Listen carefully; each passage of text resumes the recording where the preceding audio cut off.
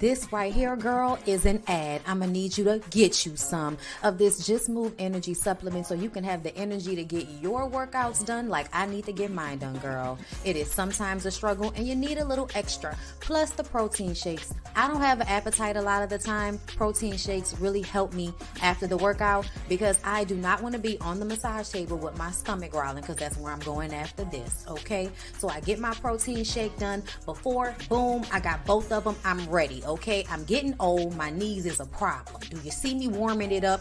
Do you see me trying to stretch it out? That's 35 pounds. I'm squatting 35 pounds. I'm proud. You can get those gloves and other workout gear from TeamLASHAE.com. The link is down below in the description box, girl. Yes. Girl, I have to give it to myself. You look good, girl. You look good. Juvie. I just had to put him in here because he's cute. I'm on my way to the spa, girl. Piece of serenity. My homegirl does not want to be seen, but she does the best massages. I go to her at least once a week for this muscle situation, girl. And she also gave me this massage cream with CBD in it that really helps with my aches and my pain. So get you some. All of this. Get you some. 15% off with my Relax Me Bondy code. Okay, girl? Get it. Come on in. Come on in. Come on in. Now come on in. Now come. Sorry, y'all. Y'all know I'm weird. Whatever. Hey everybody, what's up? It's your girl BondyBlue. So let's go ahead. Hey everybody, what's up? It's your girl BondyBlue. Okay, follow me on Instagram and let's get into the video, right? Hey everybody, what's up? It's your girl BondyBlue, and I am back for another Now That We Are Grown review, girl. Today we are about to get into Eve's Bayou. Hey everybody. Thank you, Reese Cup 35, for becoming a member. It is greatly appreciated. Before I get into this, I want to remind everybody that the BondyBlue shows have now been made members only lives. So there was one I did on Wednesday. I've just made that public for everybody because they flagged all of the shorts that I created. So I just went ahead and put the whole live up since it was monetized. So, after we finish this live, if y'all want to catch the BondyBlue show that I did from Wednesday, make sure y'all catch that. I went ahead and posted the link on my community page, and I'll probably post it again, child, just to make sure that you get notifications because y'all know how YouTube like to play.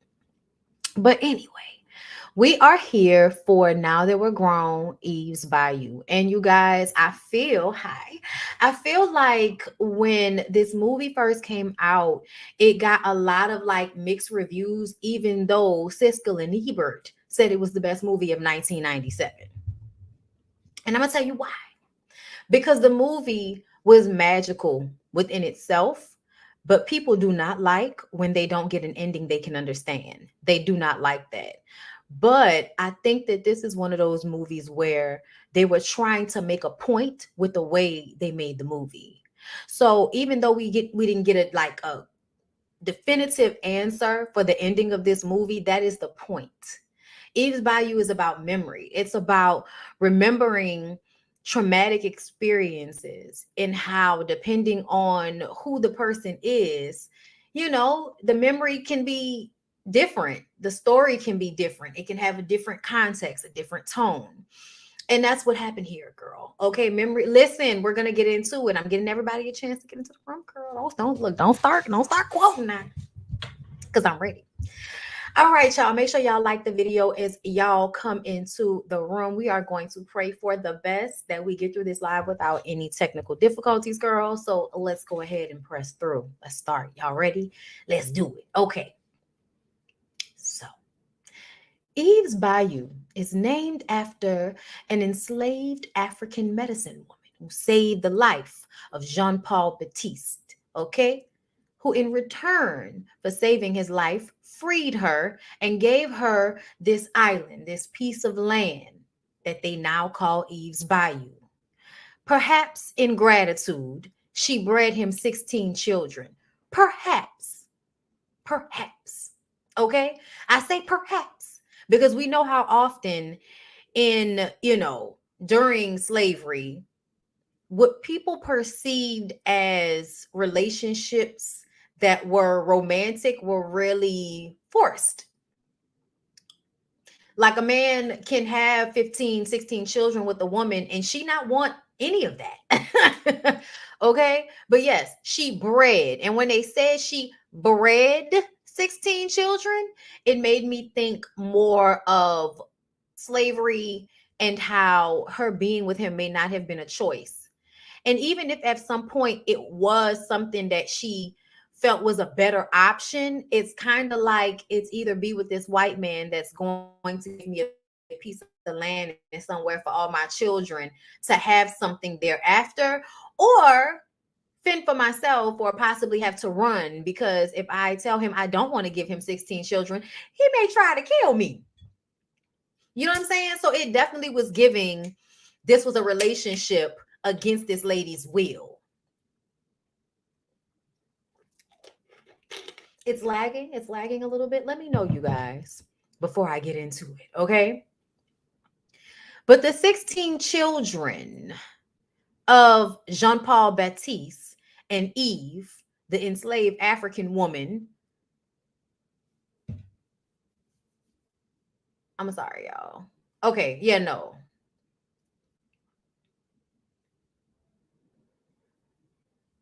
Okay, no lagging on your end. Okay, all right. Now we can get into it because I wanted to make sure. Okay, so Eve is telling this story. So Eve explains that they are the descendants of Eve. Okay, Eve was the name of the Bayou, and then the child who is telling the story as an adult. Shout out to Tamra Tooney. Okay, or Tune, however you want to pronounce it. But she is Eve as an adult telling this story from the 50s when she was a child, and that's why it's about memory. And one of the lines they use at the beginning of the movie and at the end of the movie is, and I'm about to read it verbatim, okay? Memory is a selection of images, some lucid, others printed indelibly on the brain. Each image is like a thread, each thread woven together to make a tapestry of intricate texture.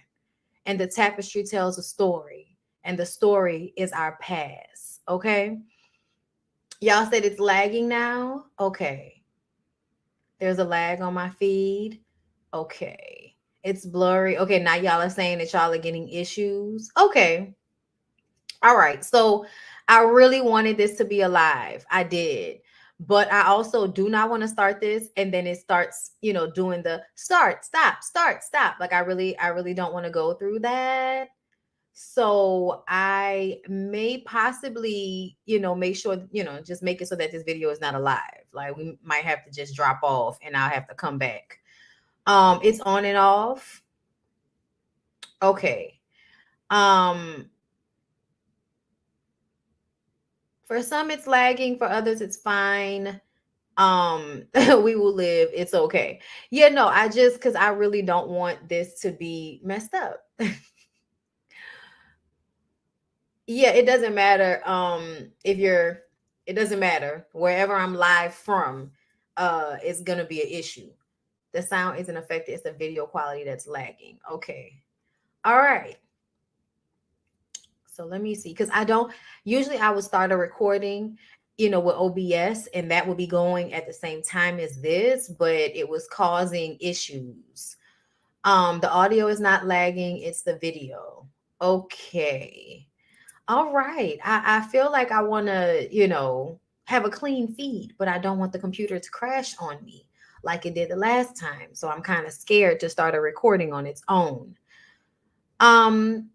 Okay, well, we'll try. And if we get too many issues, I'm going to just cut it before I get too deeply into it. And then I'll just record it and put it up later. Okay, give me 1 second.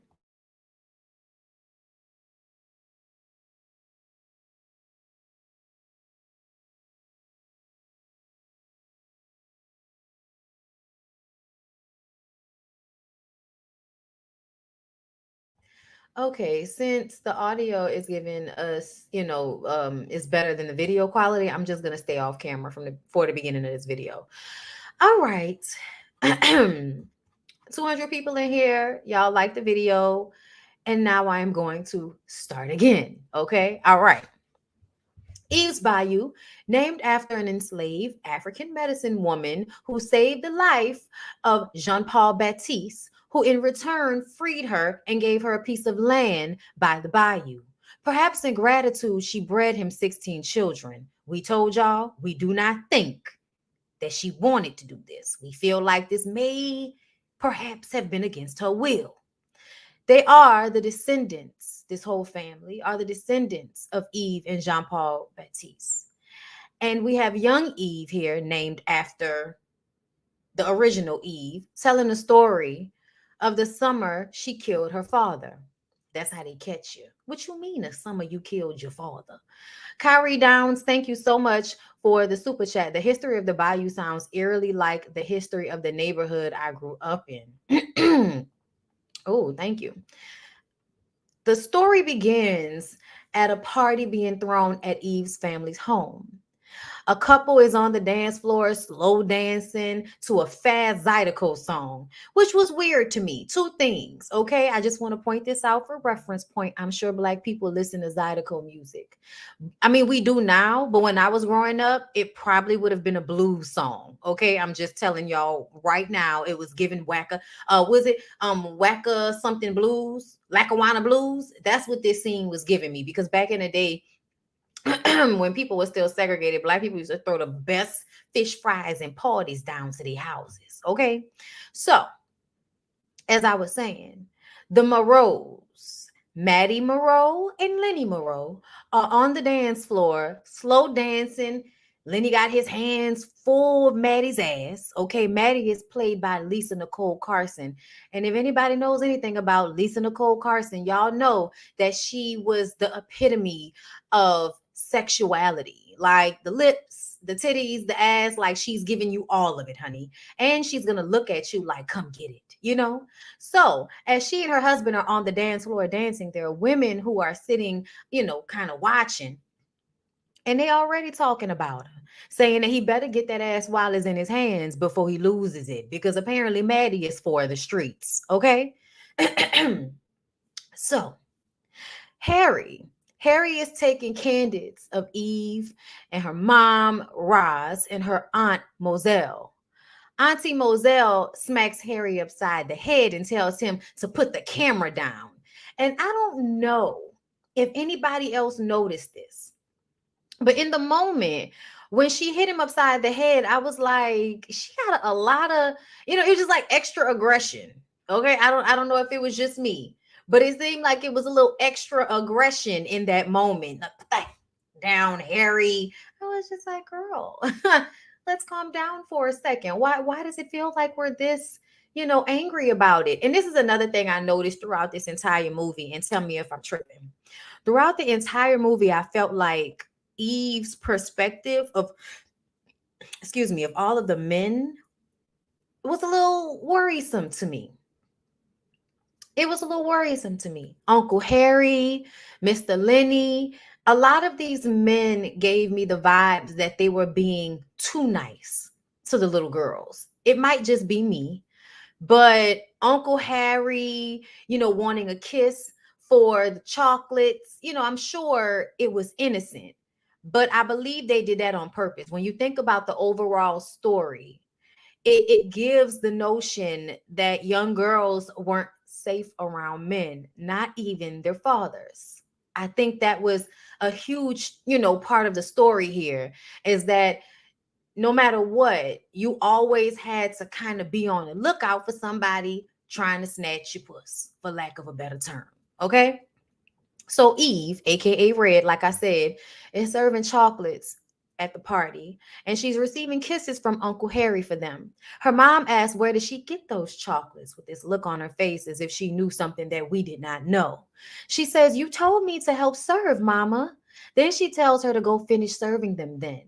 And then her little brother Poe comes over, and her mother grabs him and hugs him for a long time, y'all. Another moment that it seemed to be innocent, but I think it told a lot of the story.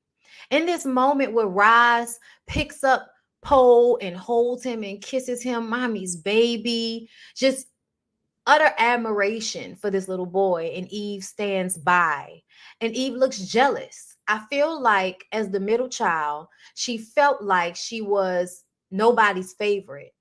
Cicely, her older sister, I believe, was the father's favorite, obviously. And now we see that in some ways, Poe was probably the favorite of her mother. Just in this one moment, I don't think we saw many other interactions between Roz and Poe in order for us to know for a fact that's what it was. But we know how women tend to coddle their children, especially in a situation where the boy is the youngest. So yeah, that moment resonated to let us know that Eve is kind of the oddball out. She's the child that, kind of doesn't belong in a way. So Eve offers Poe some chocolates. And as soon as he takes a handful of the chocolate, he throws it in his mouth and she tells him they're bees. And then they run off playing and screaming. And then here comes Cicely. Cicely is about to be 14. Eve is 11. And Poe, I believe, is 7 or 9. One of those two. Either way, Cicely is extremely mature for her age, but only in the way of a child pretending to be grown, not in a way of actual maturity. Honestly, it seemed as if even though Eve was more childlike, her understanding and emotional intelligence was, I believe, more mature than even her older sister, because Cicely was about appearances. Cicely was about looking like the perfect child. But there was something about Eve that she just sat and watched everybody and just had an understanding of things that was more honest.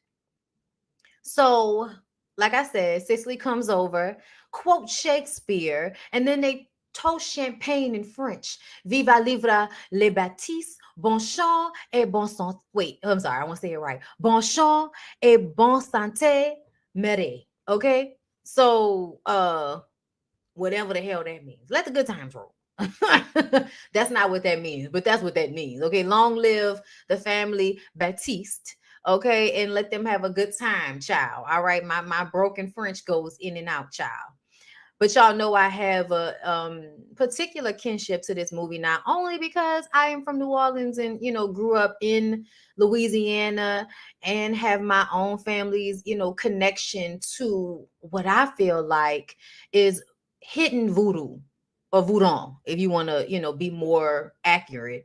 Voodoo, and that's what they said in the movie. They didn't say voodoo, they said voodoo, and it shows that it comes from the actual like family spiritual practice. When you tell us Eve was a medicine woman, the Bayou, the woman that the whole story, the Bayou, is for, when you tell me she's a medicine woman, that probably means that she practiced voodoo, practiced voodoo. And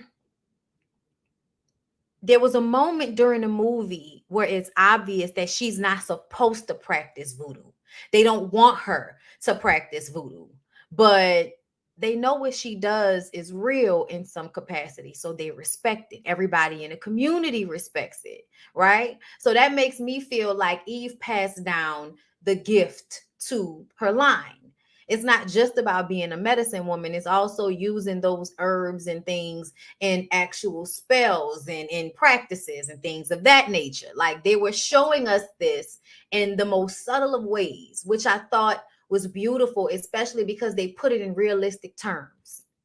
And that's another thing I noticed is a lot of times when people talk about voodoo or they talk about African spirituality on movies, it's either extremely gritty or there is a lack of putting it in real terms, everyday life terms. You know what I'm saying? So we'll get back to that. But I definitely wanted to, point out this connection. Yes, this connection to the Africanness, this connection to the spirituality, to the voodoo. Like there is something rooted here that goes deeper than what we see. What we see is a prominent Creole family. That's what we see. We see rich Black folk is what you see. But essentially it is built on, the deep, deep, long rooted spiritual practices of African people. So then we see Lewis, y'all. Lewis, the good doctor, Samuel L. Jackson. Samuel L. Jackson. Trying to get my mouth right, y'all. I'm sorry. Bear with me. Okay. So then we see Lewis, the good doctor, dancing way too sexually with Miss Maddie Monroe. They all on the dance floor in the middle of these people's house, grinding like we on soul food at Bird's wedding. Okay. And Lewis then asked his baby girl, Cicely, to dance with them. Okay, well, come, Cicely, come dance with me, baby girl. And she comes out and with her head held up high and her shoulders back and does her little dance. And everybody's like, oh, get it, girl.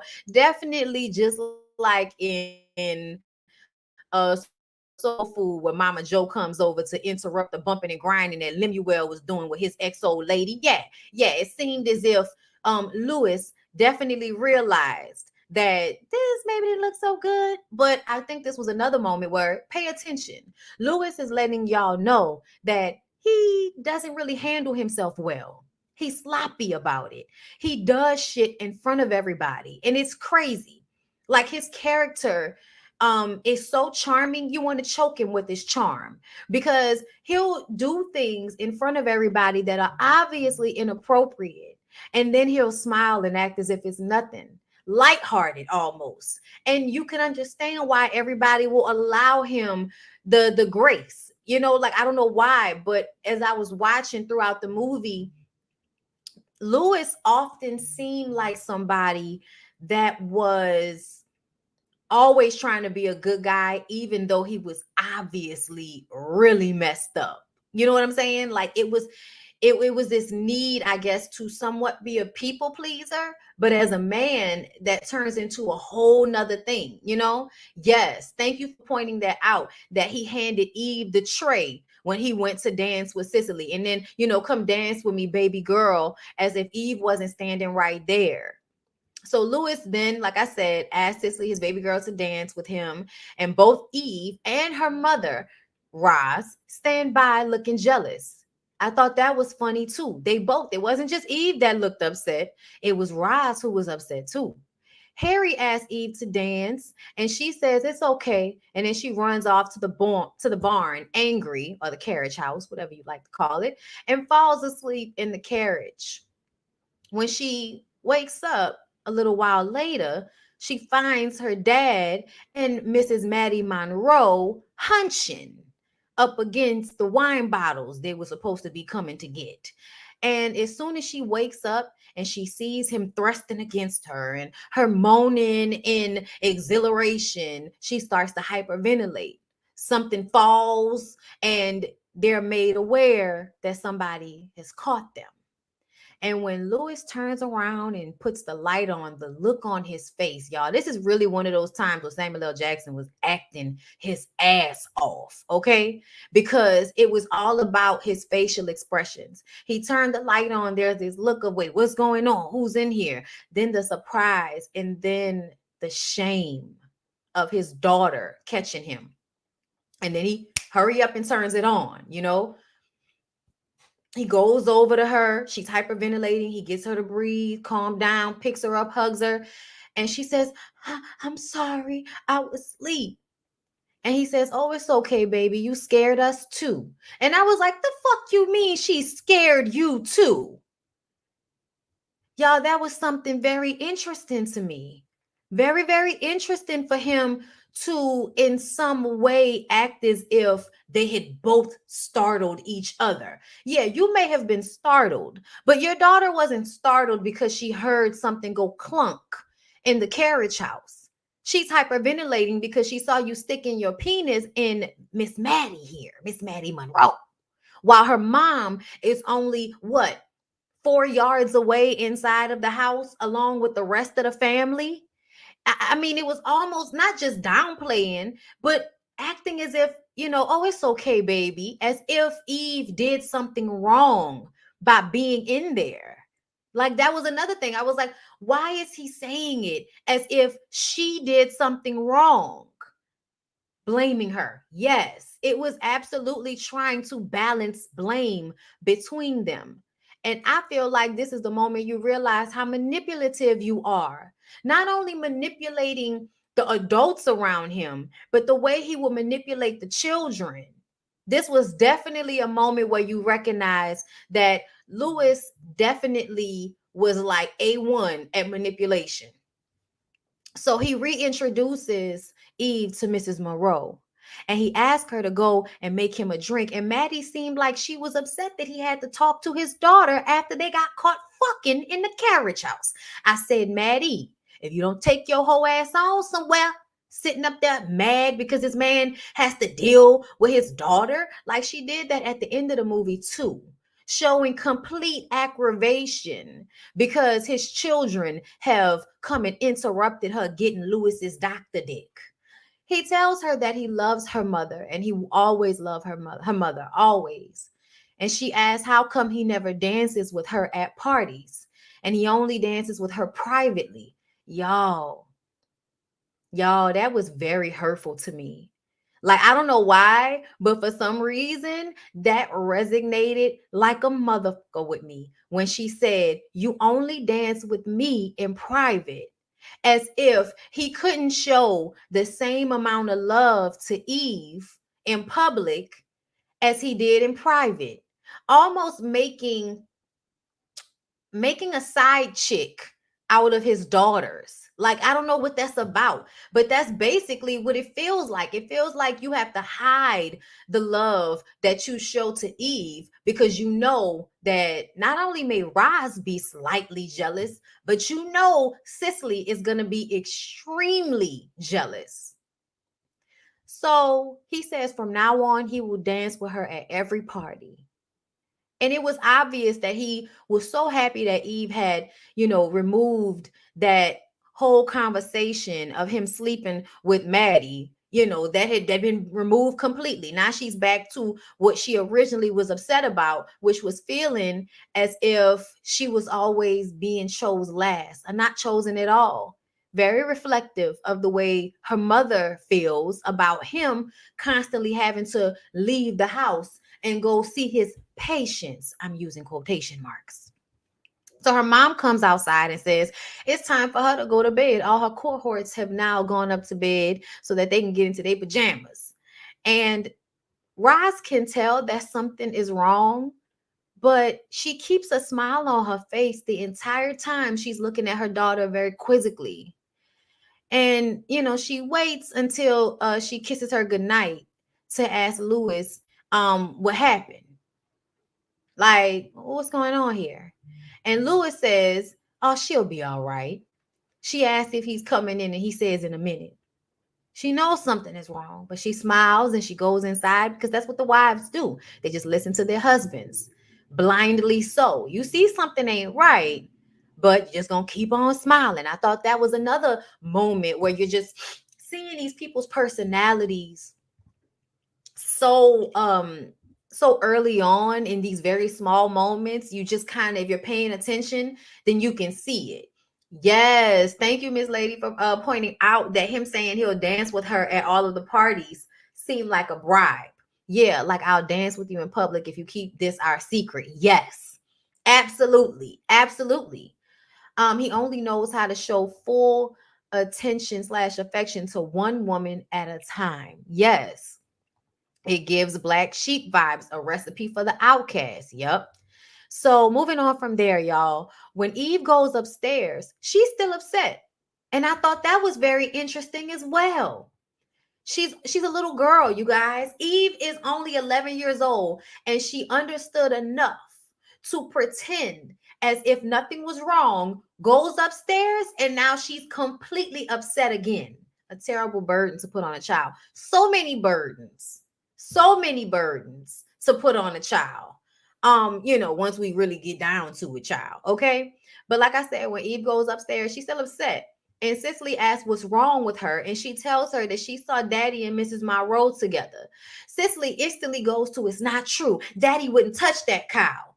Cicely then retells her the story and says that, let me explain to you how it went. And this right here was a key moment because it showed you the way Cicely can retell a story to fit the picture she wants to paint. So she knows that it's her job. Already at 14 years old, she knows it's her job to protect her father's image at all costs. As soon as she heard what Eve said, she knew it was true, But she knew her job was to tell Eve that it wasn't true. Because Eve is younger and Eve can't keep these secrets like she can. I'm more than sure conversations have been had, right? So Cicely then explains this is what happened. You were sleeping. Daddy and Miss Monroe come in to get some bottles of wine. He tells her a funny joke. She falls against his chest. They're drunk. They accidentally knock something over. That's what you saw. That's all it was. She's certain of the way Eve saw things. And I think that should let you know two things. Cicely is going to protect her father, but also that Cicely can lie and retell a story to fit her benefit. Okay? Yes, something that she learned from him. Somebody said Lewis was grooming his children. Ooh, Cicely was her daddy in female form. Absolutely. Cicely wanted to be her mother. That's another thing.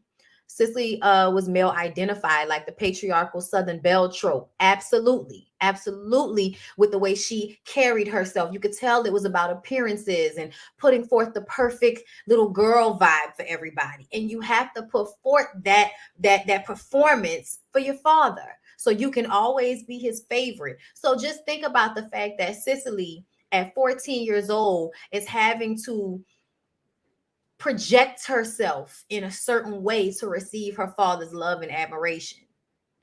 Like already, you know to change yourself and to be a certain way for a man. So when I tell y'all that all of us women grew up centering men in our lives, so much so that we have no idea what our personality would look like if we weren't always centering some man in the situation. As a child, centering your father in this patriarchal system, centering him, covering him, even though you're the child. I don't know about everybody else, but I know a lot about having to do adult things as a child, like protect adults, like keep secrets that are extremely harmful to you. But you have to be quiet. And you learn at an early age, your job is to also protect this man, protect this imagery. It is, I mean, listen, it happens. Well, say by including the absence of men. That's another thing. When they're not there, them not being there makes them, like the hole that you're always trying to fill. Therefore, censoring them still, even when they're not there. So, child, let's move on because y'all know it's a lot that happened. We ain't even cut through the first 20 minutes yet. Downstairs, Harry and Lewis are drunk and fighting over Harry's keys. Roz and Mazel are trying to separate them and get the keys from Harry's drunk ass at the same time. Ain't it funny? Yeah, this is hilarious to me. We always want to talk about women's mouths, but often, what do women have to do? Do this. Be the designated driver. Stop the men from fighting. Even though they wasn't really going to fight, they was drunk enough to do so. But it's just watching them be out of control of themselves while the women have to be in some type of mothering role, even to their men. Why everybody ain't drunk right now? You notice that? Everybody's not drunk. The two men are though. Okay? So Cicely and Eve come downstairs, and Cicely, as if she's the adult, screams for them to hush before they wake the dead. This was a moment that was very annoying to me because I understand allowing your children to, speak up for themselves and say how they feel and all of this. But there was an energy about Cicely that they allowed her to act as if she was an adult along with everybody else.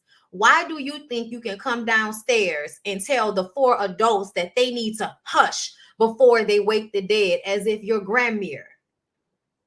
So Roz tells Cicely it's past her bedtime and she's not dressed and she needs to go back inside. But she says, not until daddy comes inside. Excuse me? See, yeah, all of that would have been an issue for me. All of that would have been an issue for me, girl. I would have been like, Cicely, if you don't take your ass upstairs, we're going to have a problem. I got my husband. I got him. Like it definitely would have been a moment of, do you want to do this with me or not? Because you can just go upstairs, or you can do this with me and we can see whose ass is gonna get whipped because it won't be mine. Like it, that was a moment. Catch that shit. And they never corrected her. They allowed for Cicely to act as if she was more grown than them. So Mizell gets Harry in the car and they drive away. That night, Eve had a dream that Uncle Harry still ended up dying in a car crash, even though he wasn't the one driving. After she lays flowers on his grave, she goes to Mizell's, who is distraught and lying in the bed crying. Eve gets her up, gets a dress, combs her hair, and she looks in the mirror and we see her three dead husbands. Mizell has buried three husbands in her lifetime, and this is now her third. So now she's going into mourning. The entire movie, Mizell will wear all black. Okay, I believe up until like that last scene, um, when they were by the tree, but I could be wrong. Okay. Either way, but that's what people used to do back in the day. Your husband died, but you're in mourning. You're wearing black for the rest of your life. Okay. So Eve asked which of them she loved the most. And she says they were all different. Anderson, the first husband, was the handsomest. Harry was the sweetest. And Maynard loved her most of all. She says even before she did the counseling, because that's what her sessions are, counseling. And it's so funny because I feel like whenever I go and get a card reading, by any of the girls that I really like to get readings by, it usually does feel very similar to my therapy sessions. Okay. So it very much is counseling. So she says even before she did the counseling, she could look at people and see their lives so clear. But she looked at each of her husbands and never saw a thing. That's the way it always is, blind to my own life, she said. Her client comes in, she's gotten herself together, and Mizell does exactly what she has to do for the day, even though we just saw her distraught in the bed not too long ago, which is another depiction of how women would still do what they had to do, regardless of what traumatized them. You just got to keep going. And I'm like, yeah, that's what we were taught. Okay, just keep going, child. You only got a little while to be hurt behind something. Okay. So her client came in and we get to see her at work. The client puts her hands in Mizell's hands. And she says that she was looking for her son, I believe. I can't find my son. I don't know what happened to my son. He's been missing. And she can't take it anymore. She has to know. Mizell closes her eyes and we see her visions in black and white, just kind of strips. You don't really see any full picture, but you just kind of see these shots in black and white. And what we see is a woman's son in the bathroom putting a needle in his arm. And she says he's alive. You'll find him in Detroit at St. Michael's Hospital next Tuesday. She tells her to go home and pay for strength. Then another woman whose niece has spent all of her money. She gives her a recipe for a spell to help her. After Eve says that she told daddy she doesn't do voodoo anymore. And she was like, the lady was desperate. Eve asked if she thinks the spell will work. And Mizell says, only time will tell.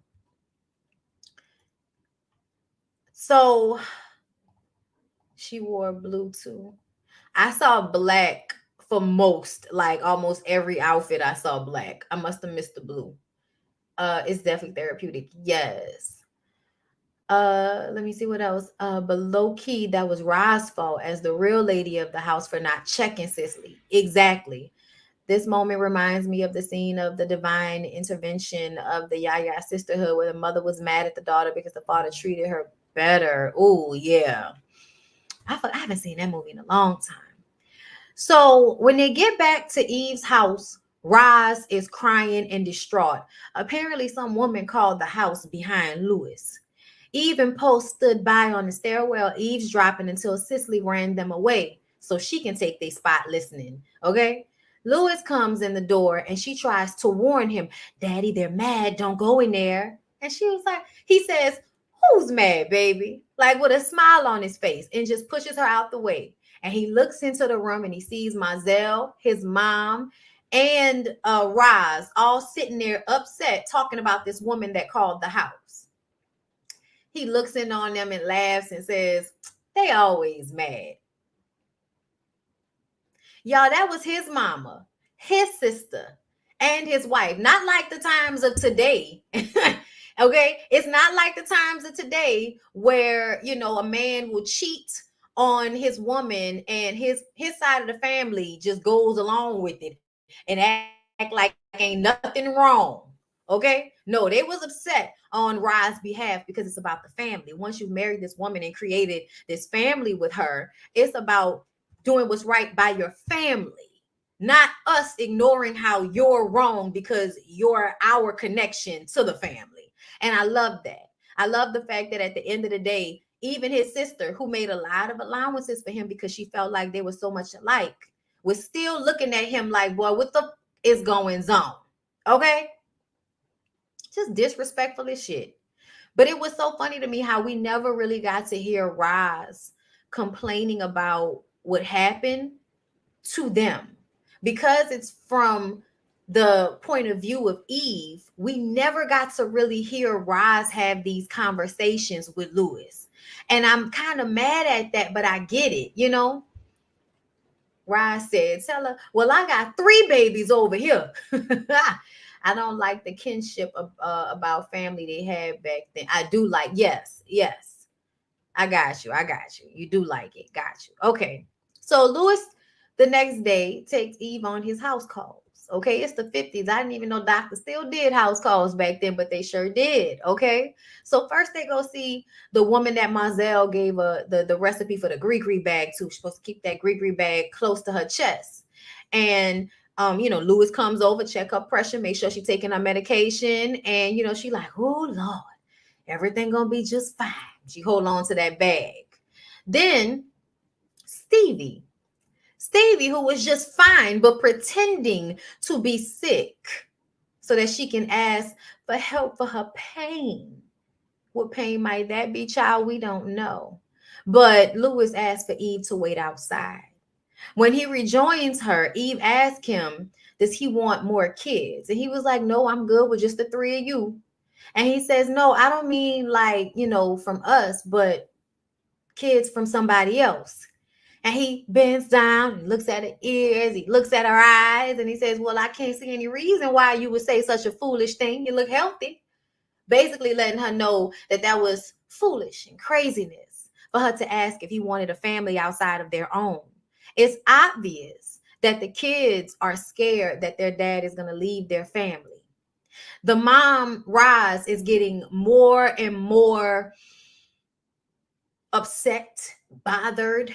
It's getting harder for her to smile and ignore all of the cheating because he's doing it so disrespectfully in front of everybody. Eve's Bayou is a very small town, so small that we don't even really see any interactions with white people, which was a blessing, to tell you the truth.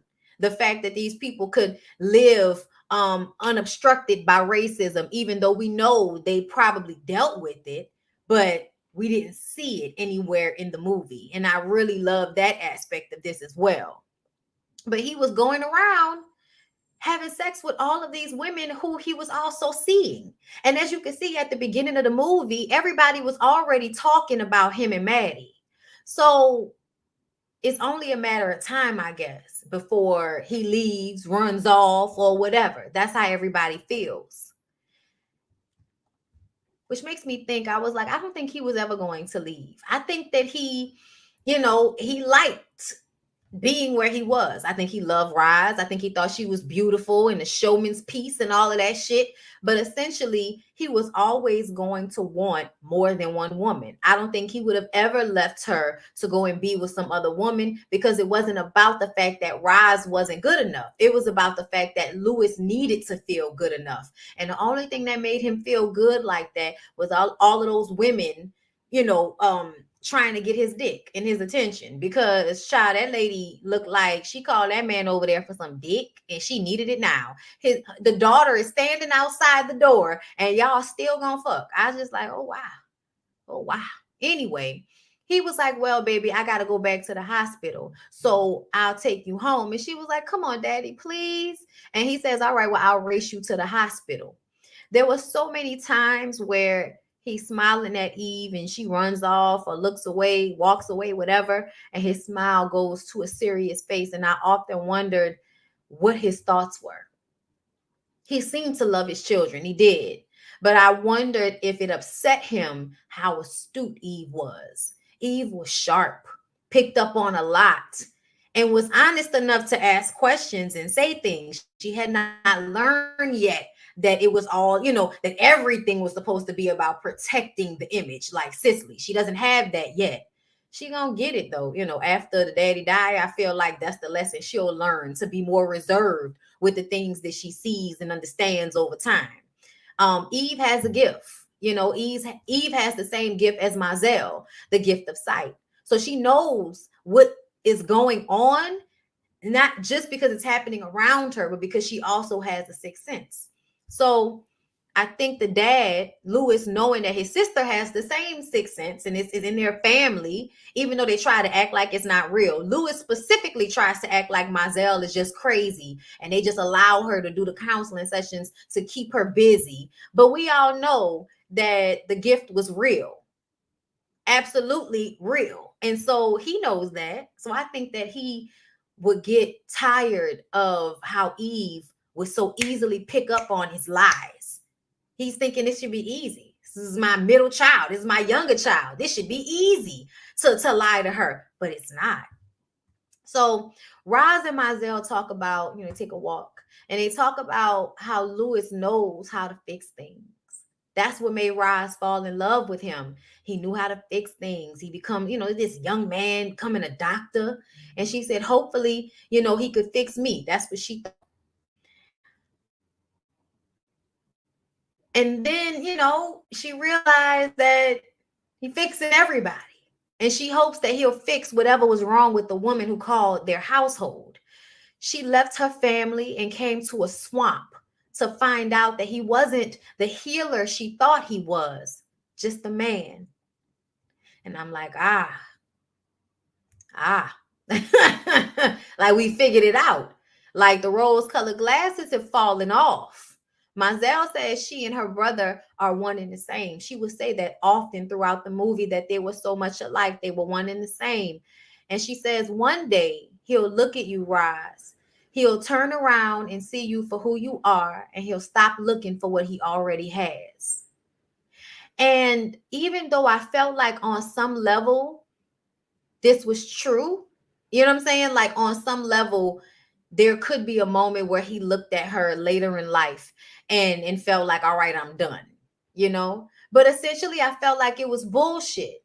I feel like it was something you told your sister-in-law when she was asking for your counsel, to protect your brother, to keep his family intact, even though you know that he's going to continue to have sex with as many women as he possibly can until he can no longer do it. And then when he can't do it anymore, then he'll be resigned to want to sit his ass down somewhere and only be with Roz after doing her so much damage, embarrassing her in front of everybody, fucking on all of the women in y'all's community. Then you'll turn around when you're old and tired and want to give Roz the man she's been waiting for all these years. Mazel absolutely, I feel like, was trying to keep her brother's family intact for him, even though she knew that he was on bullshit. Mazel and Lewis are both healers. He's a doctor and she's a seer. That's why he sent Mazel that letter in the end. He knew what happened and why, and wanted to assure Eve that he loved her, the dance he owes her. Yes, we're going to get to that, y'all. Don't rush ahead. Okay, so they go to the market, and Roz wants to get her fortune told by Elzora. Elzora is played by y'all know, I'm spacing right now. I don't know, child, why am I spacing on this lady's name? Like, I don't know this lady's name. It's because my mind is all over the place right now, y'all, trying to do a million things at one time. Okay. But either way, I know somebody gonna put it in the comments. But Elzora is absolutely like voodoo priestess vibes in the way that Mazel Diane Carroll, thank y'all. Diane Carroll is playing Elzora. And to me, this was like the first time we seen Diane Carroll play somebody that wasn't pristine since Claudine, since like the 70s. So Mazel sees Elzora like a sideshow attraction, not as real as what she does. So Mazel stands back while Elzora gives Roz her fortune. So Roz sits down and Elzora tells her to empty the bag of bones that she sits on the table. She empties the bones.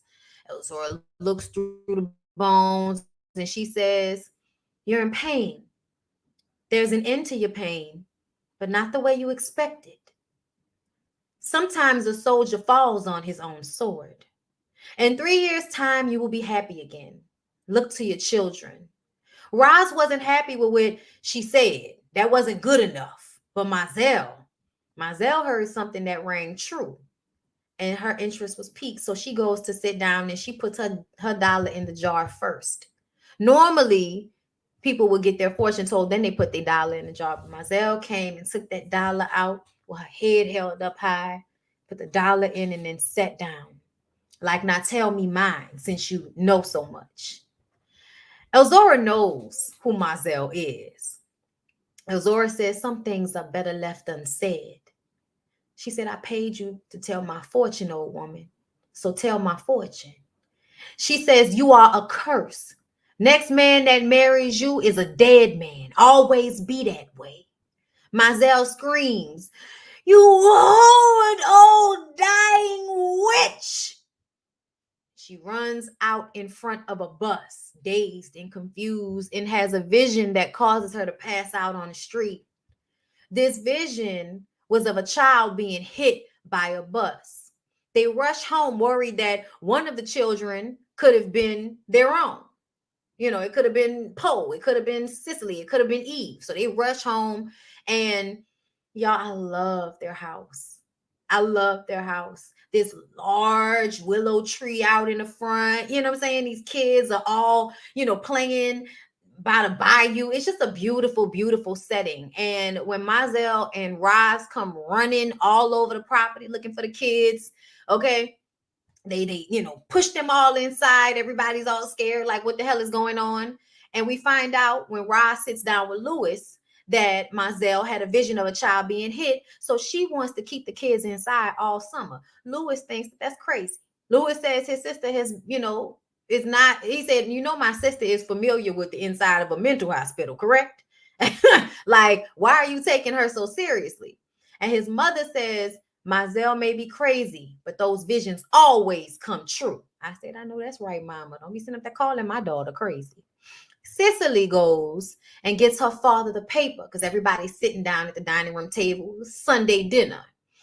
And she hands the paper to her father, but she has this look of disgust on her face about Roz wanting to keep them inside. And she says, "What if we just don't play in traffic, mother?" Roz says, "Don't be using that tone with me or rolling your eyes behind my head to your father." She says, "You're looking right at us, mama. Nothing ever happens behind your back." Now, see, in this moment right here, everybody should have been checking Cicely, but only Grandmere tells Cicely not to speak to Roz that way. She not too old to get hit. And Lewis tells his mother not to threaten his child. Eve said, "You let her threaten me." So you're going to let Cicely disrespect Roz. You're going to check your mama talking about don't threaten my children, but then you allow her to threaten Eve. Another moment for Eve to feel like she's not as loved. Grandmere has had enough of children being involved in grown folks' conversations. And in her day, they were grateful for warnings and signs. And I know that's right. That was something that resonated for me too. Like, God gives people gifts. it's not always, all of this extra shit. Sometimes it's the dreams, sometimes it's visions, but sometimes God will, try to tell you something if you're paying attention. Lewis on a Sunday has to go see some patients. Roz asks why they can't wait for a day. And Lewis says sickness isn't a 5-day a week type thing, Roz. Eve says because some illnesses are hard to put a finger on, right, Daddy? Which is what he told her when she asked what was wrong with the woman who he had to give some dick to while she waited outside. Roz asks which patient he's going to see. And he tells her to go and get her palm read. Oh, so you're going to play on her intelligence, huh?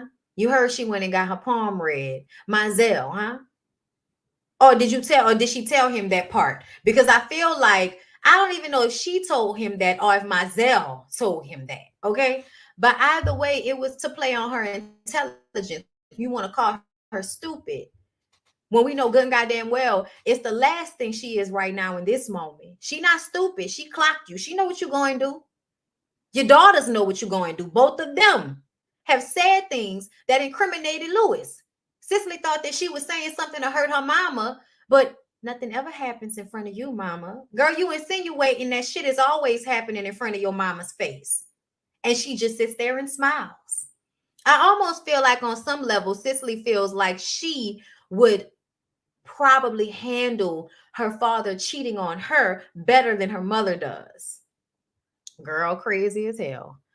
Roz, not that part. Hold on. Let me get back to where I was, girl.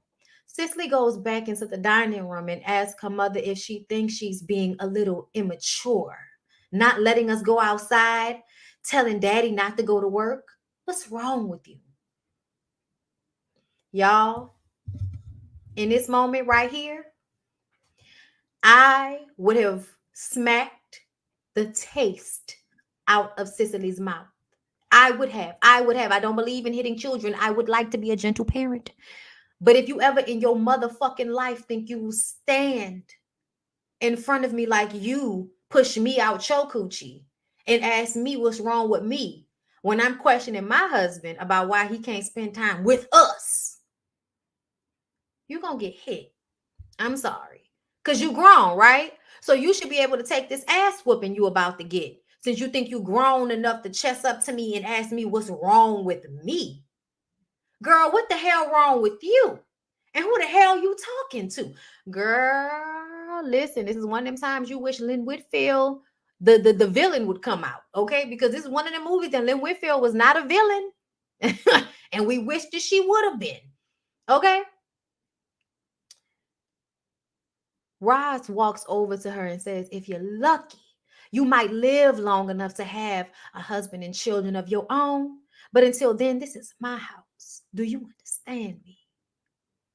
No one leaves this house until I say so. Yes, ma'am. Oh, I know, yes, ma'am. So the kids stay in the house and go stir crazy, seemingly for weeks. Cicely is in the bathroom for hours. We don't know why at this point. But Eve is tired, okay? Eve decides because Cicely is in the bathroom for 5 hours today, she's going to torture Poe by putting a fake snake next to his face while he's taking a nap. Poe so cute. Roz is downstairs nervous as hell because her husband is never home and she's chopping vegetables. Cuts her finger. This obviously isn't the first time she's cut her finger. Eve is running around being annoying, and when Poe starts screaming about the fake snake, Mizell comes walking in with board games. She says, did I walk in the middle of a cyclone? Eve is cussing about how Cicely won't get out of the damn tub. Eve says, Mama keeps stabbing herself in the finger and Daddy is never home. He's supposed to be home sometimes, ain't he? Her mom says her father works very hard for them to have 4 bathrooms in this house. And Eve says, not every night he ain't working. I know he's not. Once again, the children are throwing it in their mother's face that the daddy is out here being a hoe, as if the woman calling the house, him never being home, and all of the other gossip around town isn't enough.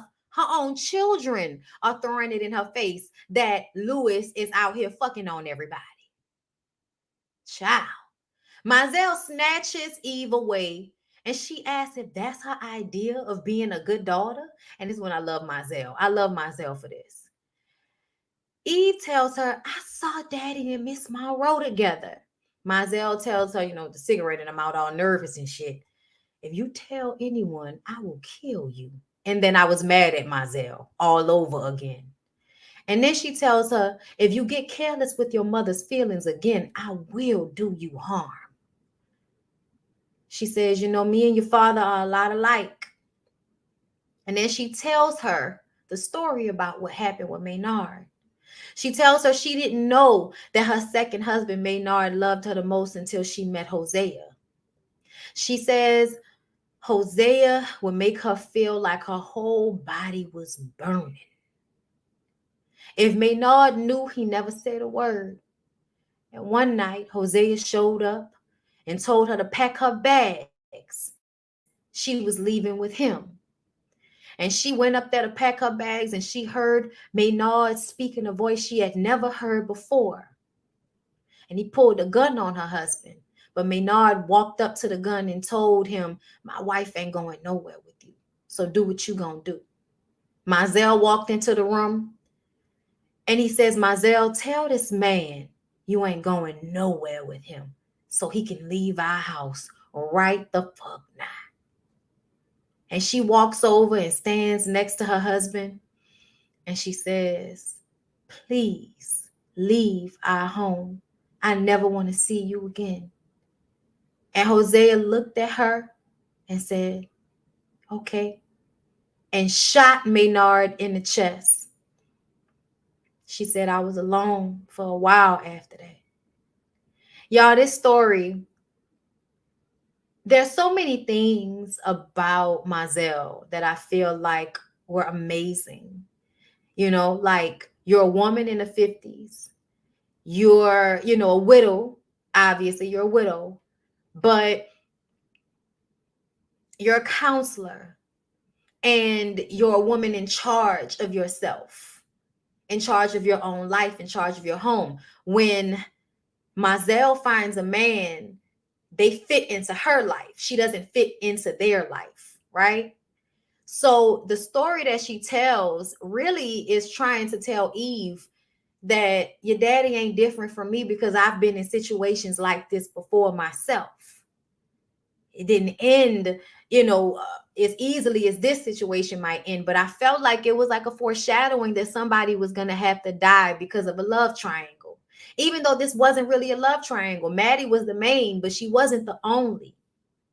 They called her the Black Widow because she was. It reminds me of Practical Magic. Whenever there's a woman that has an intense gift, she has to pay in her romantic life. And I don't know if that's like a sign of the patriarchy, like the patriarchy always wants you to see strong, independent, older women as sad in some capacity. So even though Mizell was extremely impressive and beautiful and obviously lived a really good life, it was still like something had to be wrong with her.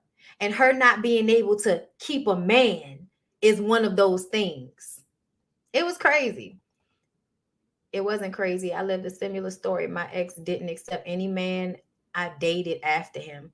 10 years later, he still stalks me. Oh, girl. You're doing such a good job telling this story. Thank you. I appreciate y'all. Thank you. Most spiritual women have checkered love lives. Yes, they do. Beyonce said it's a blessing and a curse. I know that's right. I love the way you reenact the story while the way they reenact the story while she's telling it. Yes, because they're looking into the mirror and she walks into the mirror and takes her spot while telling the story in the story. Very, very beautifully done. Yes, Practical Magic. Every time they would fall in love, it would end as it seemed as quickly as it began, and they called it a curse. Exactly. So this is the exact same thing, in that way. All right. So moving on from there, where was I?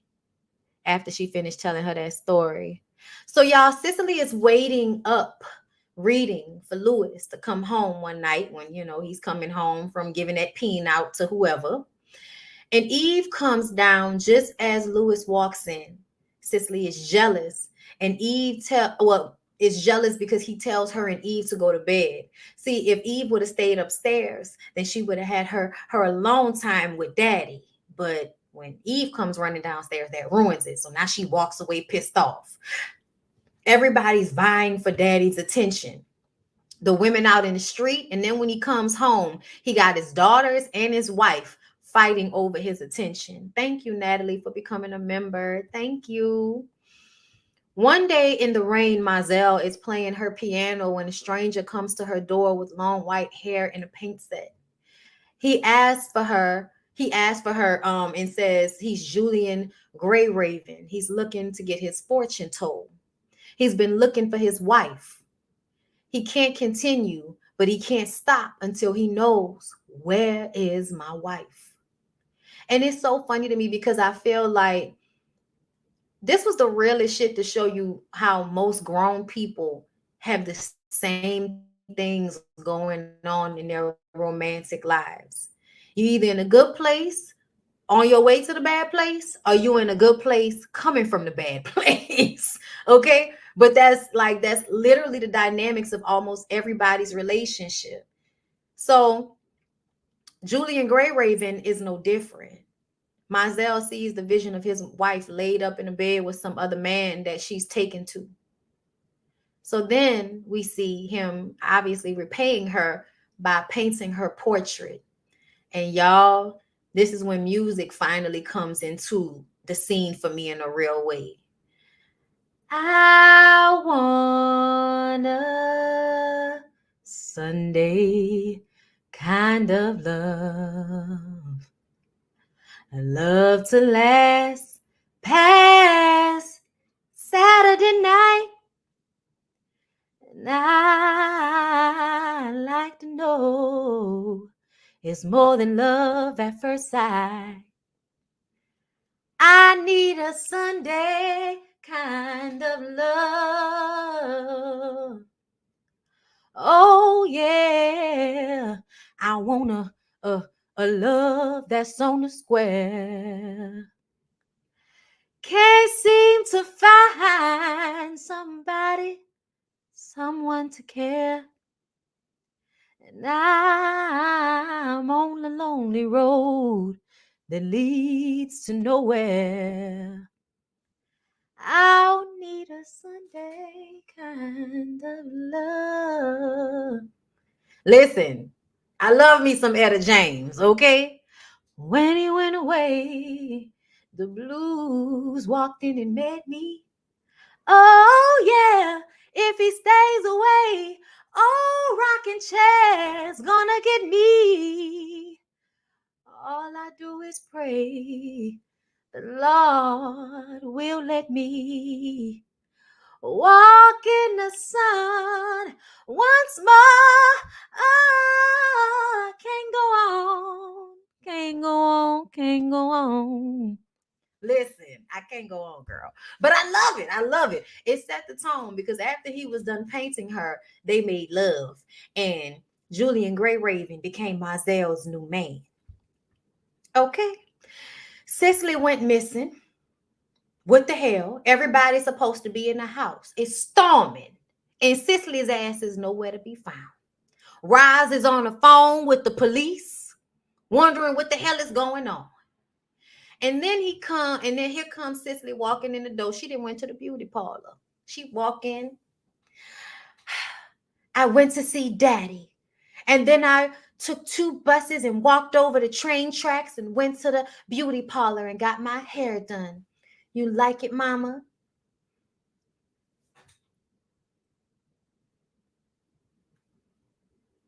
Oh, yeah? Girl. Not only is she telling her mama, look, Mama, you were wrong. Ain't nothing happened to me. You didn't know. You thought you knew, but you didn't know. And I went to see Daddy, which means you can't really be mad at me because I can see my daddy whenever I want to, whether you like it or not. And I went and got my hair cut like yours so I can stop looking like a little girl. so I can look grown like I think I am. That's all that was, child. And when she walked up to her mama like that, and her mama, girl, mama slapped the shit out of her. Okay? Okay, Rod slapped the shit out of her. I said, about time. About time. She been due for a slapping now. Thank you, Logo Streets, for becoming a member. I appreciate you, love. So, where was I? Cicely walks away. Later, Eve goes to her and they hold each other and cry. And it was crazy because I feel like even though Cicely and Eve had this sibling rivalry thing, they were still very close and best friends. But we didn't see it often because Cicely was always trying to be grown. But Cicely is turning 14, y'all. So I want everybody to remember that she's like literally going through puberty right now, which is why she's acting like this. Well, on top of the fact that her father has emboldened her to feel as if she is just as grown as her mother. And that was his mistake for sure. Okay. That night, Cicely goes to wait up for Louis in his chair. But her mother is already there. And she says, Cicely, when I was your age, I was just like you. I thought I knew everything. But even now, the things I'm most familiar with seem mysterious. But I know I love you, and it's my job to protect you. And if you disobey me again, I will lock you in your room. I don't want you waiting up for your father anymore. I'm going to wait up for him. Child, Cicely was upset, but Rod said, go to bed, Cicely. When Louis finally does come home, we hear the roars of them screaming and arguing with each other. Obviously, one more night he done went out there in the streets and she got to deal with the ramifications of it. And they fighting and screaming while the storm is thundering outside. And the last shot we see of that night is the thunderclap and Eve waking up. The next day, Julian tells Mazel that he has to find his wife, and she looks upset. And she says, well, I told you, Julian, that she has fallen in love with another man. And he says, I have to go and find my wife so that I can divorce her, so that I can marry you.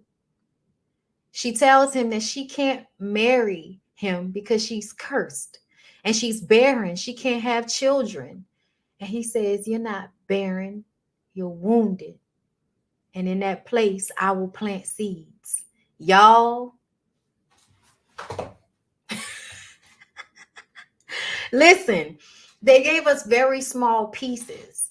But to me, that man was telling her, I don't care how broken you think you are, I will put you back together. Do you hear me? And I was just kind of like, oh, girl. Oh, girl. Oh, Lord. You know what I'm saying, girl? You better go ahead and make it work with Julian, girl, but don't marry him so he don't die. Okay? Talk about weeping as an adult. Cicely thought Louis was her man, but that's Ra's man. Okay, yes, the Oedipus complex. Okay? So just as they kiss in this moment, they're having this romantic moment, and then yes, definitely divine masculine. Absolutely, God says yes. you absolutely right. Okay, so then they hear the bus hitting a child, and everyone rejoices that now what Mazel saw in her vision has come true, and now everybody can be free again. Grandmere says it's not right to celebrate when somebody else's child is dead. And I said, I know that's right, Grandmere. What the hell wrong with them? Won't have a barbecue and shit like the people next door baby ain't dead. Eve goes upstairs and sees Cicely's bloody underwear on the side of the bed and screams, Cicely's got a period! Cicely's got a period! Well, this turns into just a little sister being annoying to Cicely, chasing her out into the yard and strangling Eve, and Julian having to come and pick her up and bring her in the house.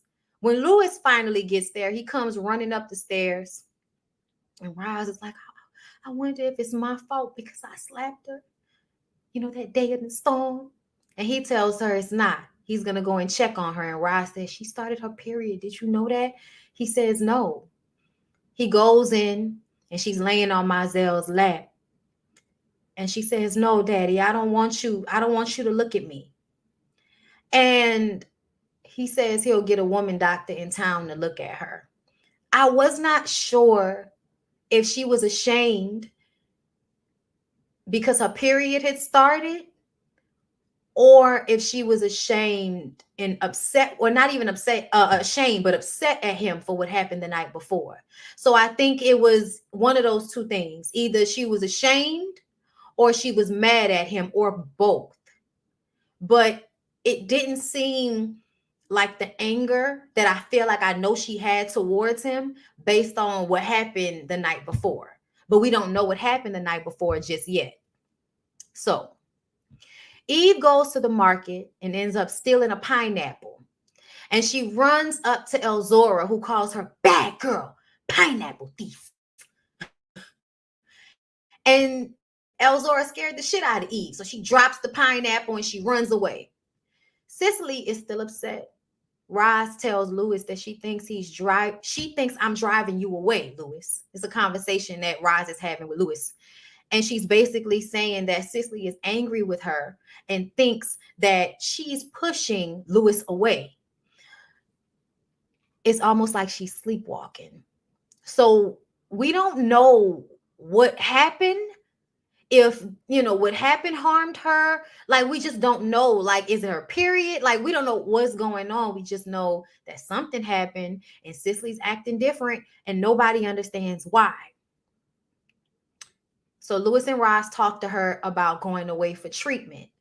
And it didn't seem like something they really wanted for her to do, but they were offering it to her.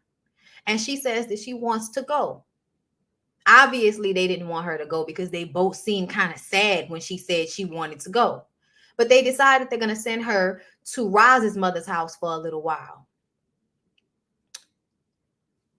Eve says that she doesn't want her to leave. And if she does, she'll die.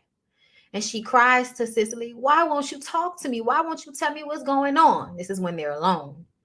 And she asks if it's something that she did. And finally, child, Cicely's dramatic as fuck because the whole time she's just staring out the window like she done been through it all, child. Okay, like a Mary J. Blige album, staring out the window. And she says, of course it's not you, Rabbit. Like, oh, now you want to talk? Thank you for becoming a member, Lisa. It's greatly appreciated. She tells her about the night of the storm, and she says she went to see Louis at his office that day, and that's what Roz and Daddy, she was like, that's what Mom and Dad were fighting about Maddie Monroe. She didn't say, but to me, it sounded like when Cicely went to the office the day it rained, the storm, the day she got a haircut, she went to see her daddy at his office, and he was there with Maddie.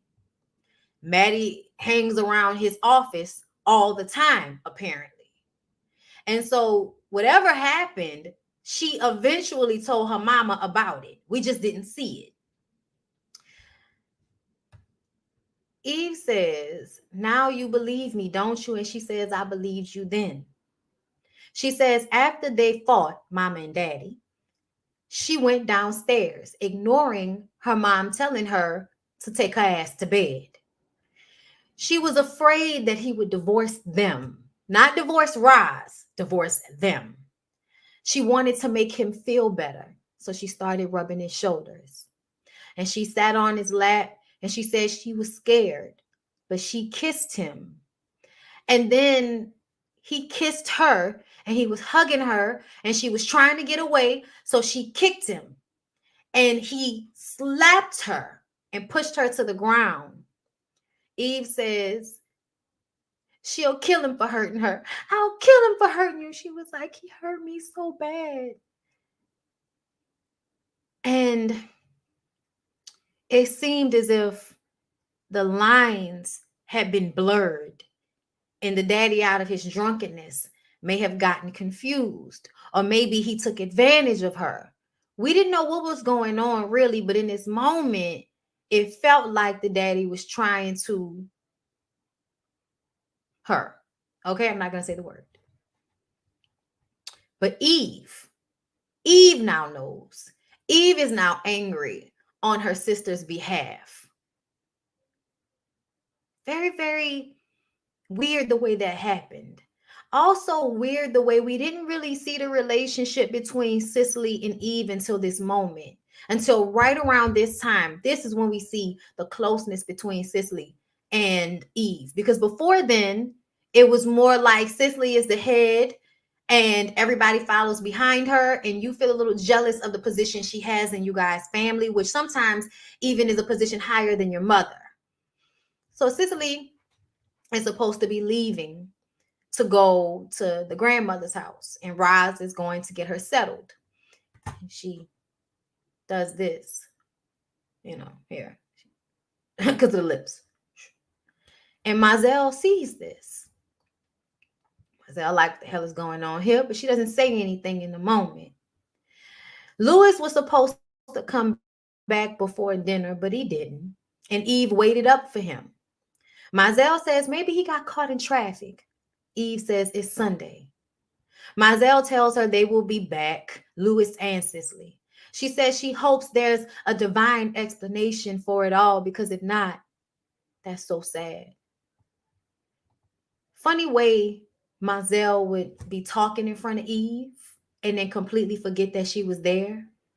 And as a child, y'all, I was Eve. I don't know if y'all know, but I'm gonna have to tell y'all. That's a lot of reasons why I resonate with this story so much. I was this child. I was the child that didn't get all of the attention like that, and also I was like the more, the child people could just kind of relax around. I wasn't really high strung, and I was quiet. So I, a lot of times would hear and be paying attention the same way Eve does. So in this moment when Mazel kind of forgets that she's even there while she's talking to her, I was like, child, people used to forget I was in the room all the time. You get quiet enough and they'll forget that you're there. And they start saying shit in front of you. And now all of a sudden, you paying attention, but you acting like you're not. Okay. So I very much was that kid. Eve asks how to kill someone with voodoo, snaps Mazel out of her trance. When Mazel asks why she asked, Eve won't tell. So she tells her to give her her hands. Give me your hands. But before she could even see it all, Eve barely tapped her hands, barely put them down and yanked them back up, yank them back up. And Mazel was like, fine, I ain't gonna pull it out of you. But she saw something. She saw something that bothered her. Then she tells Eve, you can't kill people with voodoo. That's ridiculous. Eve gets some money from Louis billfold and some of his hair from a comb and goes down to the market to see Elzora. She runs into Mr. Marrero first, though. She asks if he's still teaching. He says, yeah, I'm teaching Xavier down there in New Orleans. He tries to make it home so Maddie doesn't get too lonely. And Eve says, oh, Maddie doesn't seem like the lonely type. Mama gets real lonely, but she's the lonely type. Not like Daddy and Maddie. Mr. Marrero went from smiling and, oh, Eve, to that smile being completely gone. Y'all, I'm going to tell y'all, my husband, while we were watching this, he was like, why is he smiling at her like that? And he felt like, why, he's smiling at her. And, why you smiling at the little girl like that? He's smiling at like you want to fuck her. Like that's basically what my husband peeped. And I was like, that's not why he's smiling like that. He's smiling like that because they want you to see the juxtaposition between this version of him and the version of him at the end of the movie. What Eve said took all of the ignorant bliss that he had. And now he's going to start to see the truth. Her words were a spell. She didn't need to give Elzora $20 of her father's money and his hair in a comb. She didn't need to do any of that. She set everything in motion when she spoke to Mr. Monroe and told him how Maddie and her daddy were alike. You put enough emphasis, he got it. So, however, I still feel like it reminded me how as I got older in my teen years, I was always aware of the fact that old men wanted to fuck me. So, I mean, not just old men, but I feel like you just kind of become aware that somebody wants to, snatch your pocketbook, your pocketbook. Like you just become aware of that at a very young age, that you have something that people want to take from you. And you have to be very, very clear on how you handle yourself, even as a little girl. Even as a little girl. They call you fast and all of that. And now you have to overcorrect yourself because of the grown men that may take advantage of you.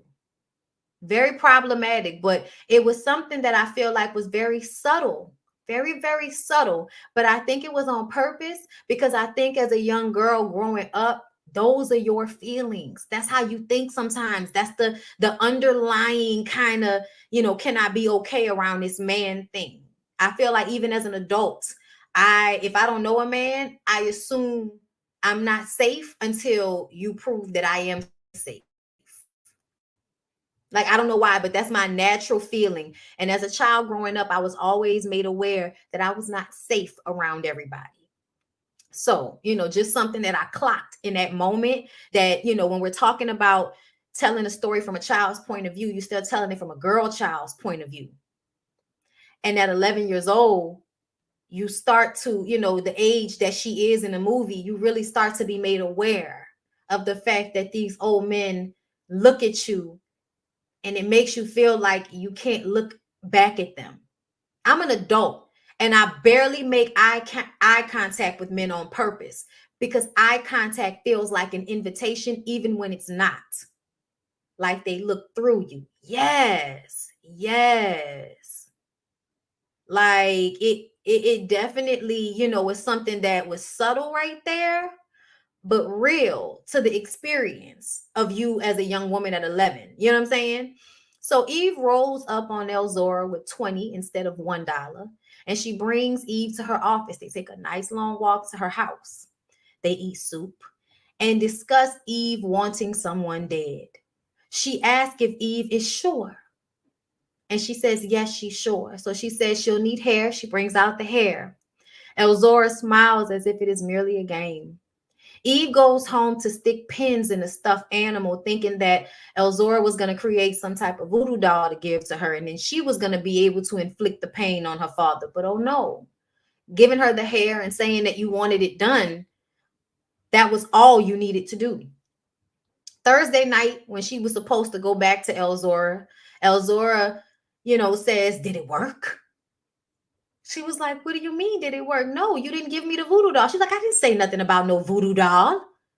I made you a wax coffin, and I put his hair inside the mouth of a snake and buried it in a graveyard. He should be dead by now." Eve thought she needed to do it. And now she gets upset, and she's like, "But I thought I was going to do it." And you guys, if there is a feeling I understand, it is being so angry with your father that you don't wish he was dead, but you wish you weren't around him. You wish you didn't have to be around him. I used to wish all the time that my parents had divorced. I used to wish that was a wish for me growing up. Like, damn, I wish he would divorce this nigga. And I mean, when he died, it was the most traumatic thing ever. And then I started to see, even when he got sick, I started to see things a little bit more clearly. I think I got my reality check with my dad when he got sick. So as much as I was angry with him for how angry he was when I was growing up, when he got sick, all of that shit went away. But the funny part about it is, I feel like I always felt the need to protect my father in the same way that Eve feels the need to protect hers. Always. You just always feel the need at some point to protect them, even when they hurt you. She didn't want to kill him, but she wanted to be able to hurt him. And now finding out that it is as good as done, all the regret, all the pain, and all the hurt just comes rushing in. Elzora just laughs because Elzora didn't really do anything. Voodoo can't kill people. She didn't do anything to kill Lewis, but Eve did. And Eve knows that on some level that this has already been set in motion. So Eve runs, and I mean runs, okay, to the bar where her father often frequents at night. And her father is in there with Miss Monroe, but she begs him to come home with her. And Maddie looks upset. Their little night has been interrupted. He asked her to wait outside for him. And she was like, hurry up. And she walked out and gave Maddie the eye. Outside, you can see Mr. Monroe walking over the train tracks, almost like he's sleepwalking. Passes Eve and doesn't even speak to her. He goes inside the bar and she runs in behind him. And he asks Lewis, you fucking my wife? He got a 5 o'clock shadow. He is not the same smiling man that we once knew Lenny to be. Lewis laughs him off. That's what Lewis often did. Just laugh people off as if he can play in their face. It was his way of trying to disarm them, but he didn't realize that doesn't work when you've upset people to this extent. Lewis said, Lewis laughs him off, but Lenny says, I loved you, Lewis. And Lewis says, I love you too, Lenny. Lenny says, if you so much as speak to my wife again, I'm going to kill you. They walk out, and Lewis walks out behind them. And he was like, I'll forget all about this tomorrow, old man, when you've slept it off. And he walks off, and Eve is grabbing, come on, Daddy, please, let's just go. And then he says, good night, Maddie. And Lenny turns around and shoots him at least 3 or 4 times and kills him right in front of Eve.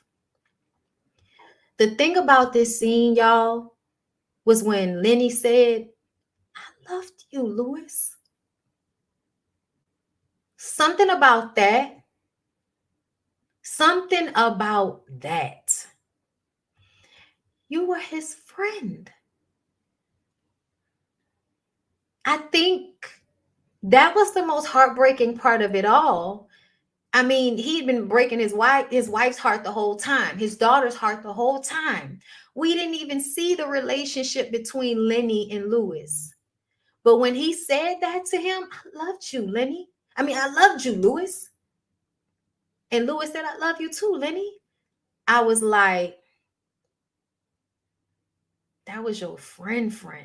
Like that was your friend. And you was really like fucking his wife in front of everybody and laughing in his face. I mean, honestly, that had to be the most heartbreaking part to me. Like, I didn't even remember that part when I, watched it all those years ago. But when I watched it again and that man said that shit, honestly, that made me want to cry. Like, I totally understood in that moment how distraught he was. And then I think to find it out from his daughter, which means everybody knows you're my friend and you got me looking like a fool to all of the people that know us. Lewis was Lenny's friend, and Lenny expected Lewis to not break his heart and to watch out for his wife. Instead, he broke that man and screwed his wife. Child. And the funny part about it is, I feel like as mad as Lenny wants to be at Lewis, you know who you married on some level. Maddie is very sexual and very outward about it. You know what I'm saying? Like on some level, I feel like he couldn't possibly have thought that that lady was not sleeping around on him. The energy she had and how much he left her alone. You know what I'm saying? Like you almost feign this ignorance by choice. And then when you find out the truth and it's heartbreaking, you have this huge reaction and kill somebody behind it, when really you played a part in your ignorance. Why would you even assume that Maddie was being faithful? That's why it was so hurtful who it was. It wasn't that she was unfaithful, it was who it was. So y'all, they have the funeral. And Cicely has to be carried away from the funeral, probably feeling a little bit of guilt of her own. Roz holds her children in the bed as they sleep, tired from grief. Later on, Mizell tells Eve that she dreamt she was flying above herself while she drowned. And she thought, should I save her? But she heard Lewis's voice saying, don't look back. So she kept on flying. She tells Eve Lewis gave her a message for him. Tell Eve I still owe her that dance. Later on, once time has gone by and Eve obviously misses her daddy, she goes into his office and she puts his hat on, puts his tie on, and finds a letter that he wrote to Mizell. He was writing to her after they talked about the accusation of harming his beloved daughter. He says he's only guilty of cheating and indulging in the favoritism. He says the first kiss was innocent, but the second, she kissed him like a woman. And in his drunkenness, it took him a minute to realize what was happening. But when he did, he hit her. And the way she looked at him, he said, I knew I had lost her. He didn't want to hurt her. Hold on. He didn't want to hurt her more by telling Roz and Mizell what had happened. Eve runs to Cicely after reading the letter and tells her, you lied. You lied about what happened with Daddy, and I hated him for you. Cicely says, he hurt me so bad, Eve. And Eve asked her to tell her what happened, and Cicely put her hands in Eve so she can see. But we don't really see a difference between the stories. We just see the kiss and we see the slap. They put the letter in the swamp and watch it melt away. Eve has the gift of sight, but the truth changes color depending on the light. And tomorrow can be clearer than yesterday.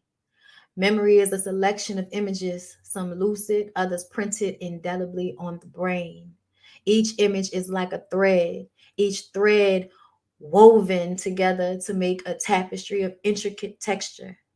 And the tapestry tells a story, and the story is our past. And that's how it ends, with Cicely and Eve watching that letter drift off into the water. So let's discuss. I believe, and I don't think I was ever confused about this, and I didn't realize that other people were confused about this. Lewis told the truth. And the way you figure out that Lewis told the truth is comparing the things that match.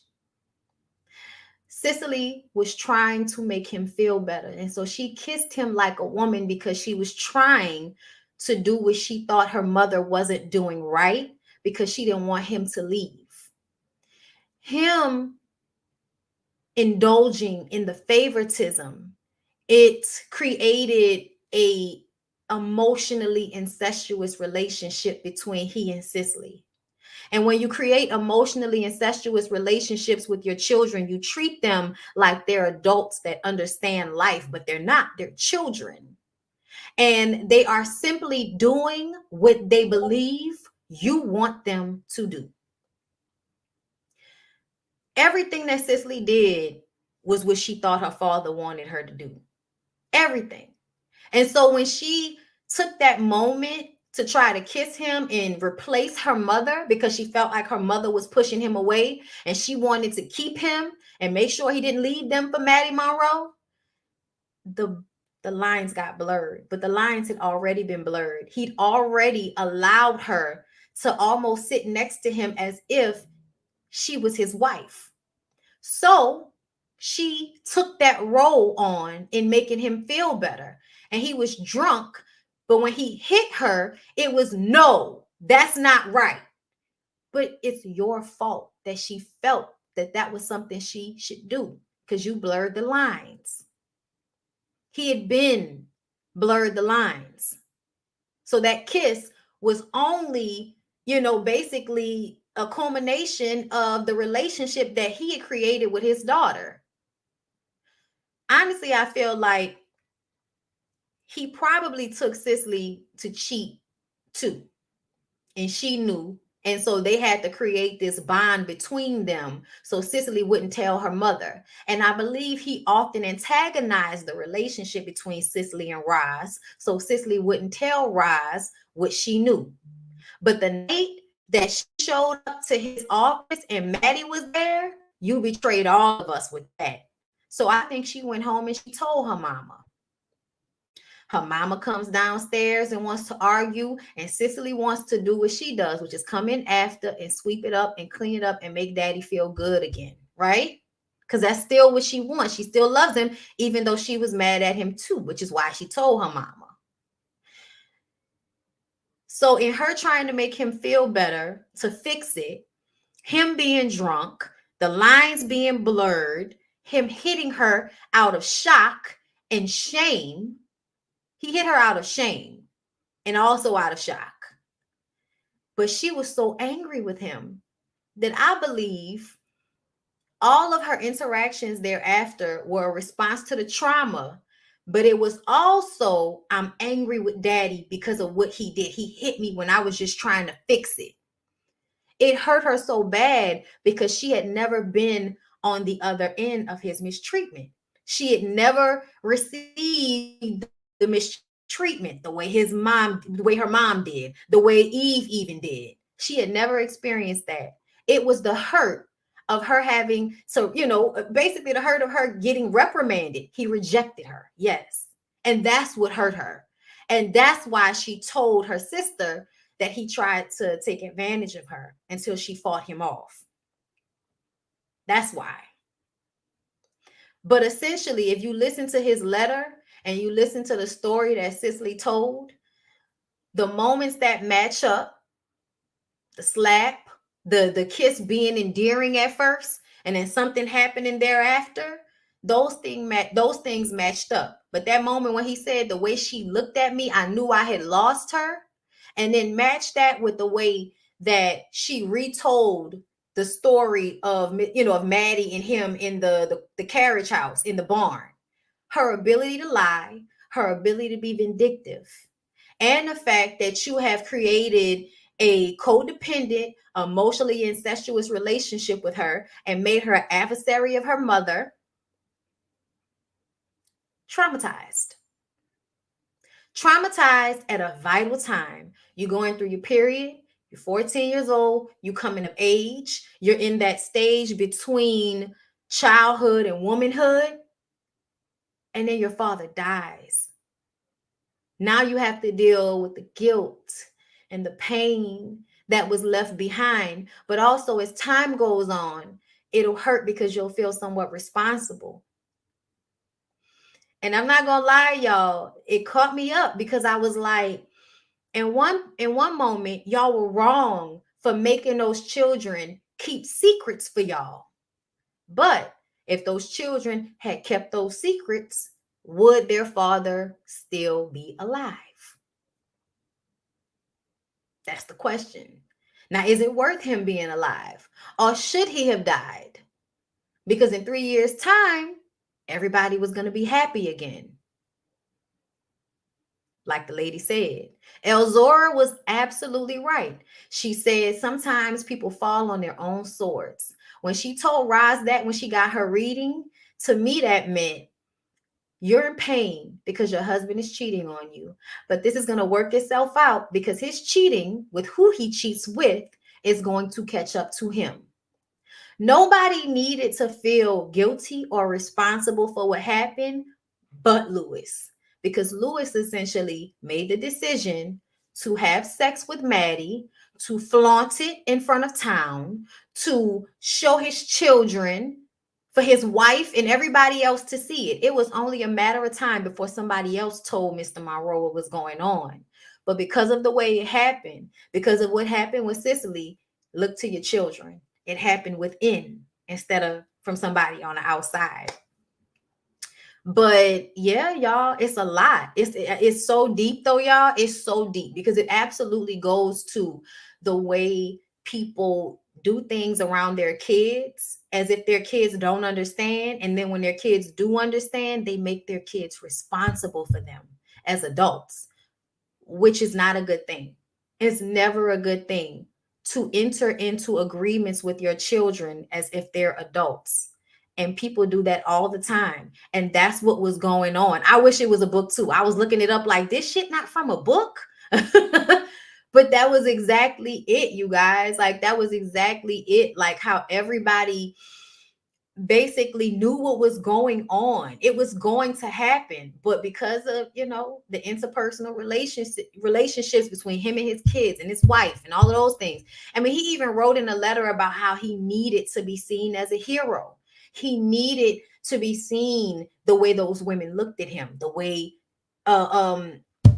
Maddie looked at him, the way his wife looked at him at times, the way Cicely looked at him. He needed that. Cassie Lemon's actual story. She said, yeah, it's based off of her childhood. But yeah, adults are always telling kids to keep secrets in the house. And we know it's for protection overall, but sometimes it causes so much harm to the children when you make them emotionally responsible for their parents. It's very harmful, especially during the years where they're trying to develop their own personalities, their own feelings, their own mind. And you basically take it over with your shit.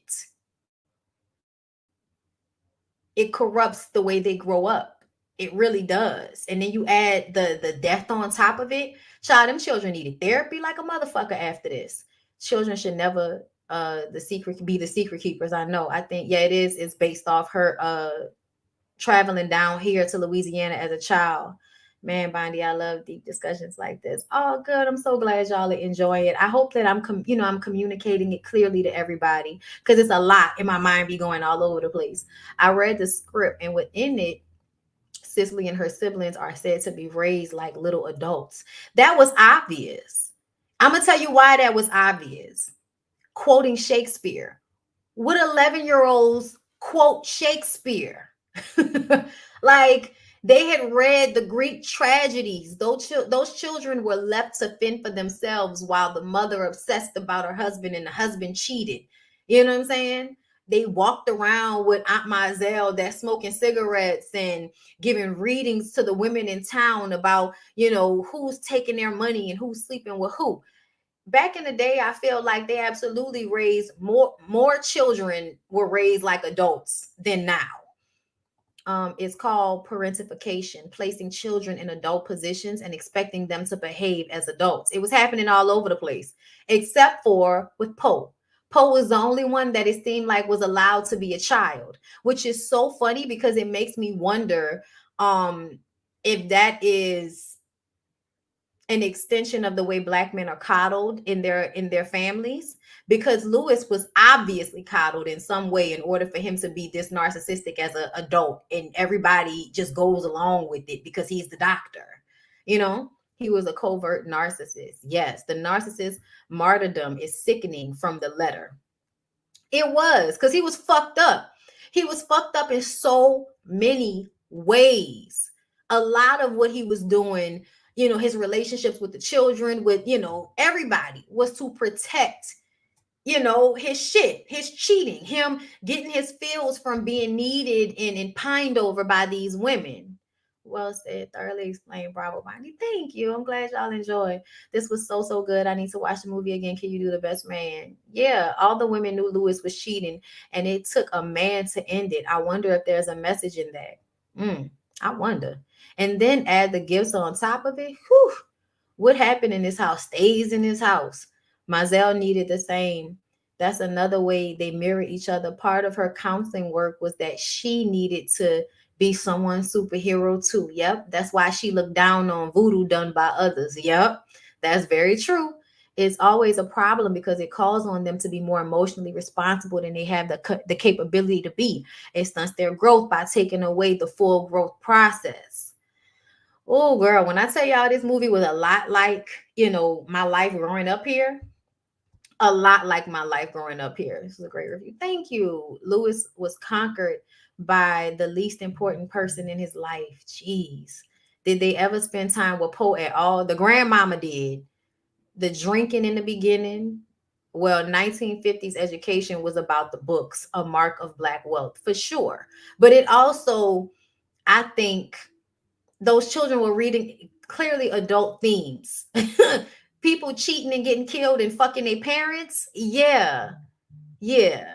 I think that definitely lended to the story. A dream, you're absolutely right. This is parentification. Yes, it is. Bondy, I would love for you to do color purple. I know that it's popular and talked about and quoted a lot, but I would love to hear what you have to say on some of the themes explored. I would love to. That's one of my favorites. Poe was absolutely a mama's boy.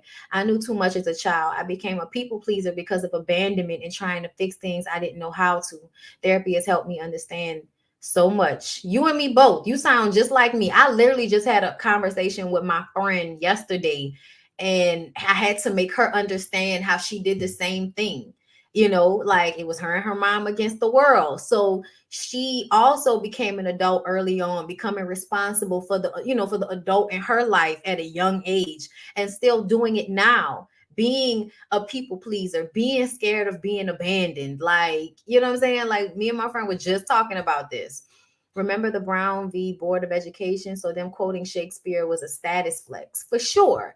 I mean, the whole thing was a status flex if you paid attention. He's a doctor. They're a well-to-do family. They're a Creole family. Their family owns the island, basically. This is Eve's Bayou, and they're the descendants of Eve. They island, basically. That's why the children ran around with reckless abandon. But it was beautiful to see these black children running throughout something that was basically considered their town. My family was the same, drinking champagne on special occasions, knowing too much, but still having to stay in a child's place. Oh, yeah. Oh, yeah, baby. That sounds just like me growing up. We did not see Poe a lot. Like, did y'all even care about the little boy?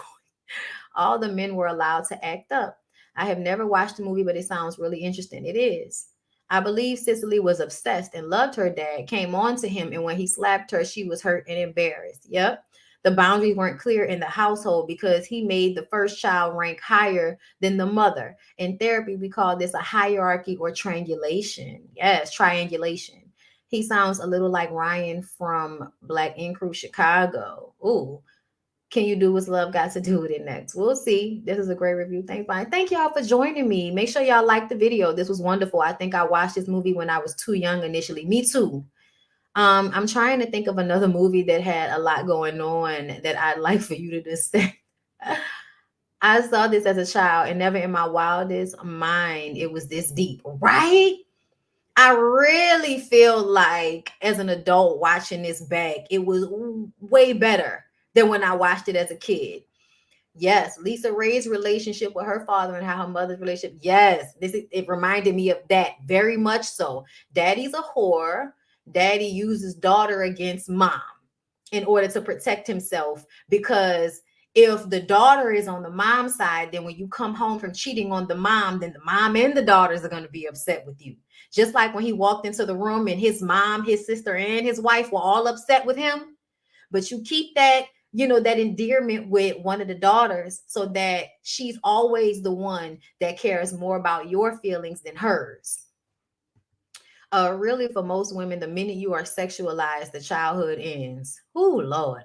Why is why is there so many of our stories? I grew up like this. People always said I was too mature for my age, but I was raised to be that way. That's another thing. They, call you fast or smart aleck when you are smart and astute and mature for your age. But the funny part about it is the adults around you made you that way by putting you in adult situations.